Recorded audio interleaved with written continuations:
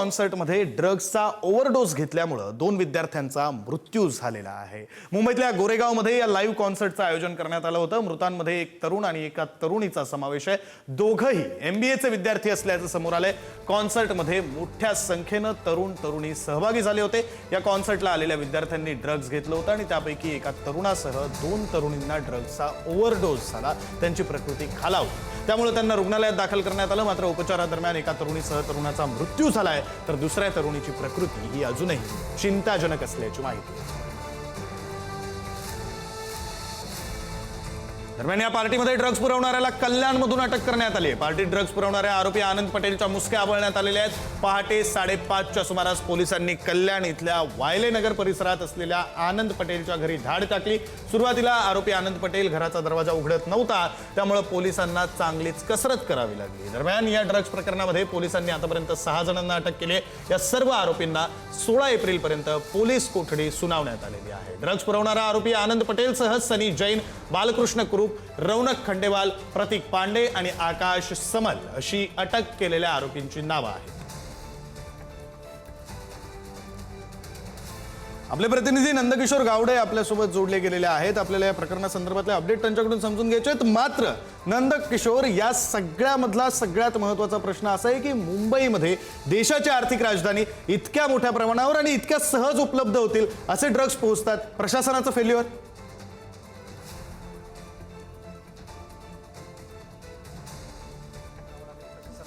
कारण गेल्या आठवड्याभरात 3 मोठ्या ज्या कारवाया या प्रकरणात जे झालेल्या आपल्याला पाहायला मिळतात आणि हाच गोरेगाव जो आहे तो हा हब म्हणून ओळखला जात असलेला आपल्याला पाहायला मिळतं। कारण गोरेगावात काही महिन्यांपूर्वी अशा पद्धतीची पार्टी जी आहे ती घडलेली होती आणि त्याची पुनरावृत्ती जी आहे ती पुन्हा ही झालेली आपल्याला पाहायला मिळते। 11 तारखेचं ड्रग्जचं नेमकं प्रकरण काय हे आता आपण समजून सांगतोय। जवळपास 2,500 ते 3,000च्या संपूर्ण लोकांच्या उपस्थितीमध्ये आज संपूर्ण लाईव्ह म्युझिक कॉन्सर्ट चालू होता। त्यामध्ये 10 ते 12 जण जी विद्यार्थी होती ती एका कॉलेजची विद्यार्थी होते, ती इंटर्नशिप त्या कॉलेजमध्ये करत होती आणि त्या कॉलेजमधल्या तिघांनी जे ओव्हरडोस झाल्यामुळे त्यांना ऍडमिट करण्यात आलेलं होतं। त्याच्यामध्ये दोघांचा मृत्यू जो आहे तो झालेला आपल्याला पाहायला मिळतोय।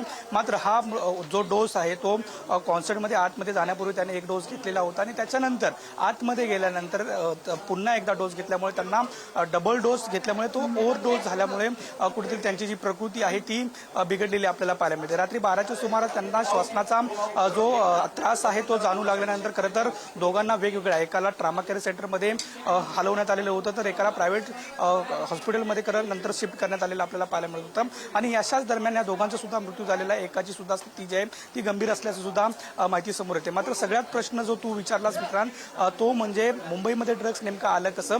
खरं तर गेल्या अनेक काळात म्हणजे अंधेरीमध्ये जर पाहायला गेलं तर मागच्याच आठवड्यामध्ये एका 13,000 रुपये भाडे देऊन भाडे करून राहणाऱ्या एका घरामध्ये जवळपास महिन्याला 30 कोटीचं जे ड्रग्ज आहे त्याचं उत्पन्न खरं तर केलं जात असल्याचं आपल्याला पाहायला मिळालेलं होतं। त्यामुळे एकंदरीत मुंबईत जर अशा पद्धतीचे जे कारखाने उभे राहिले तर येणाऱ्या काळात नेमकं काय मुंबईची स्थिती असू शकते हे सुद्धा आपल्याला पाहणं महत्त्वाचं असणार आहे। थोड्याच वेळापूर्वी या विभागाचे जे DCP आहेत ते खरं तर या ठिकाणी अधिकृत पत्रकार परिषद घेतील, या संपूर्णच प्रकरणाबद्दल अधिकृत जी माहिती आहे ती देतील। मात्र सध्या जर पाहायला गेलं तर 6 आरोपींना अटक करण्यात आलेली आहे, ज्यापैकी 5 जणांना कोर्टात हजर करण्यात आलेलं होतं। त्याला 3 दिवसाची कोठडी म्हणजे 16 तारखेपर्यंत जी पोलीस कोठडी जी आहे ती देण्यात आलेली आहे। ती एक आता कल्याणमधून जो आरोपी आहे त्याला अटक करण्यात आलेली आपल्याला पाहायला मिळतो। त्याने कल्याणमधून अटक केलेल्या आरोपीला सुद्धा काही वेळात कोर्टात हजर करतील।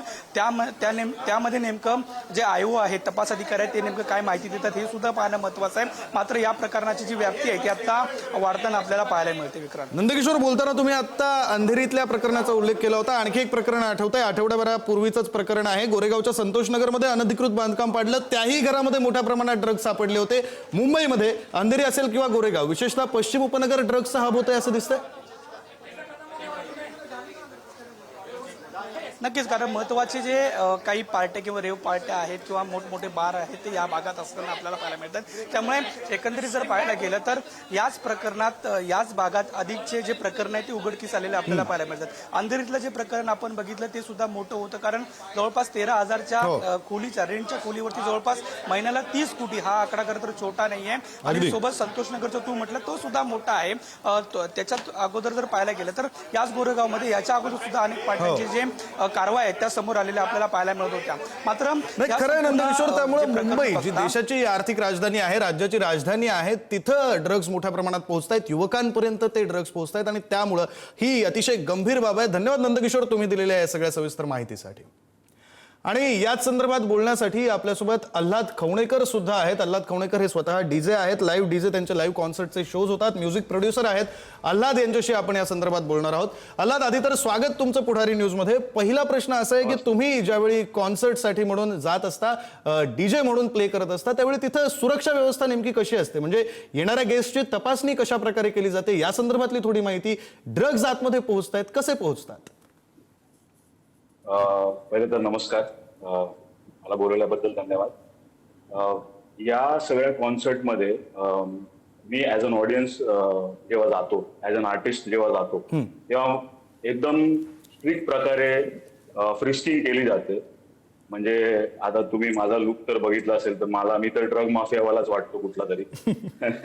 तर मला अगदी सॉक्स वगैरे, शूज वगैरे काढून चेक केलं जातं. अगदी स्ट्रिक्ट चेकिंग असते. त्यामुळे पण जरी मी आर्टिस्ट असलो तरी असं काही बायस्ड गोष्ट केली जात नाही किंवा कोणाच्या फेवरमध्ये केलं नाही जात. बट चेकिंग ही एकदम स्ट्रिक्ट असते. लायटर्स, सिगरेटची पाकिटं किंवा शार्प ऑब्जेक्ट्स, कॅमेरा, बॅकपॅक आणि लेझर्स, बऱ्याचशा गोष्टी आहेत त्यांच्या लिस्टमध्ये ज्या ती लोक अलाउ करत नाही. आता या जेव्हा जमा होतात त्यानंतर काय होतं त्याचं विकल्या जातात काय ह्याच्याबद्दल मला काही आयडिया नाही. बट स्ट्रिक्ट चेकिंग केली जाते. आणि तुम्हालाही माहिती आहे की कसंही कुठल्याही गोष्टी तुम्ही देर आर लूपहोल्स, तुम्हाला मिळतातच कुठून काही गोष्ट करण्यासाठी.